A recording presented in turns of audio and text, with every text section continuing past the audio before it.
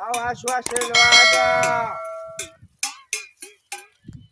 وش الوضع؟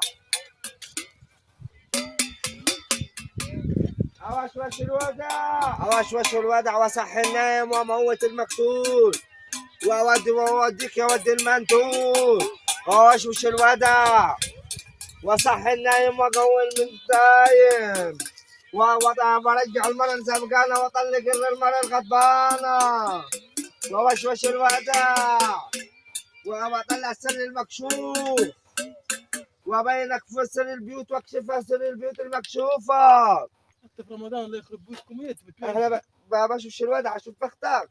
حتى في رمضان وبشبش الودع وبين الودع والمرة الزمقانة الخبيثة اعرفها حتى من الودع يبين لها الودع. زي رمضان تبي تعمليه في رمضان يا ولدي؟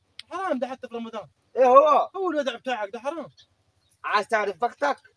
بختي انا عارفه بختي من غير ما اشوفك. جرب بختك وشوف.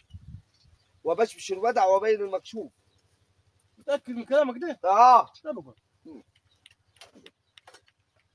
ودع ايه بختي دي؟ تعال أول مرة نشوف في رمضان في ودع وفي بخت. بين الودع من الجدع؟ متأكد كلامك ده؟ متأكد. وين مالها الكبة دي في الصحن؟ اصبع. اصبع ده ولا ده؟ اصبع الصغير. ده؟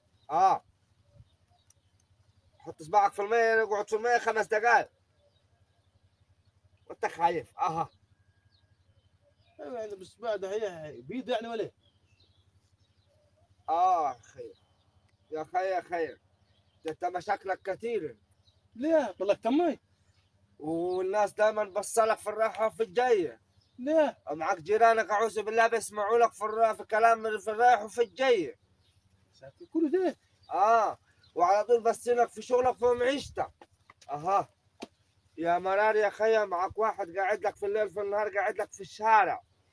اول ما بتطلع وتقوم من فجر الله في ايام رمضان قبل صلاة الفجر بيقعد لك في الشارع.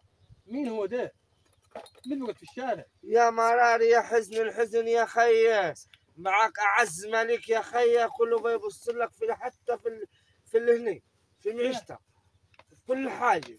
طب انا عايش معك ازاي؟ الراجل ديتي جايب لك مشاكل وعلى طول يحرش في الناس في الشارع عليك ودائما يتكلم عليك بكلمه وحشه. وحشه؟ بس يا بي خي عدوك.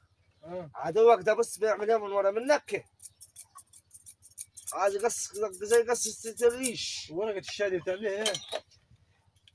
يا مرتي يا مرتي يا خي يا مرتي يا بي ايه فيها ده؟ يا بي يا بلاوي يا خي. بتدل على ان انا كريم بعمل شاي على طول. شيا بوزع شيا امال ايه؟ ده انت معاك مرة فقرة اعوذ بالله قاعدة لك في الشارع.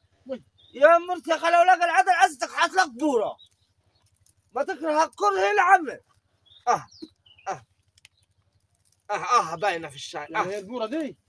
ياتي المرأة شايف شاي العروس العروس ياتي.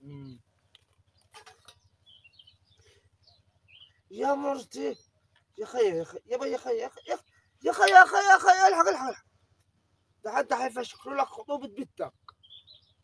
يا اخي انت اللي تبص بلا بص لم كراكيبك دي. انا امبارح ما سحرتش تمام وانا قافل لحالي ويك ايه الحاجه دي. يلا لم حاجاتك يلا يلا ايه ده يلا قول كده يا ري هو شغلك كله غلط. يلا يا اخي لم حاجاتك. لا بدك على 200 جنيه. ليه؟ طلع ليمون يلا خذ حاجتك يلا ما سحرتش انا من امبارح ورا لحالي يلا كت علي ان شاء الله ما تقطع وراك يا رب. لا يا اخي يلا طلقك الهرجه. ايه ده يا راجل؟ عليك تدخل في رمضان. ترفع عليك تدخل.